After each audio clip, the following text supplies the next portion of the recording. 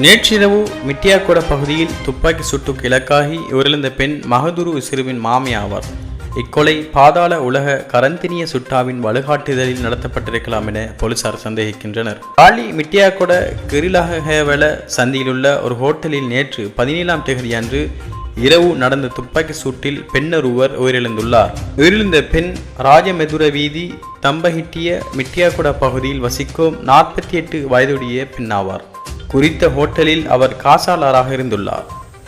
கருப்பு நிற மோட்டார் சைக்கிளில் வந்த 2 அடையாளம் தெரியாத நபர்கள் ஹோட்டலுக்குள் நுழைந்து பெண்ணை சுற்றி கொன்றுவிட்டு தப்பிச் சென்றுள்ளனர். குறித்த மோட்டார் சைக்கிள் பத்தேகமே அம்பேகமவில் கைவிடப்பட்ட நிலையில் நேற்றிரவு கண்டுபிடிக்கப்பட்டதாக மிட்டியாக்கொட போலீசார் தெரிவிக்கின்றனர். நேற்று இடம்பெற்ற கொலை சம்பவம் அம்பலாங்குடை நகர சபைக்கு அருகில் நடந்த மிரந்த வருசவி தானாவின் கொலைக்கான பழிவாங்கலாக இருக்கலாம் என போலீசார் சந்தேகிக்கின்றனர். நேற்று உயிரிழந்த பெண் வருசவி தானாவின் கொலைக்கு காரணமானவர் என சந்தேகிக்கப்படும் மகதூர் இஸ்ருவின் அத்தை என கூறப்படுகிறது. இவர் மே 4ஆம் தேதி மிட்டியக்கொடவில் உள்ள உணவகம் ஒன்றில் கொல்லப்பட்ட மகதுரு நளின் என்பவரின் சகோதரியும் ஆவார். அதன்படி நேற்றைய துப்பாக்கி சூடு கரந்தினிய சுட்டாவின் வழிகாட்டுதலின் கீழ் நடத்தப்பட்டிருக்கலாம் என போலீசார் சந்தேகிக்கின்றனர்.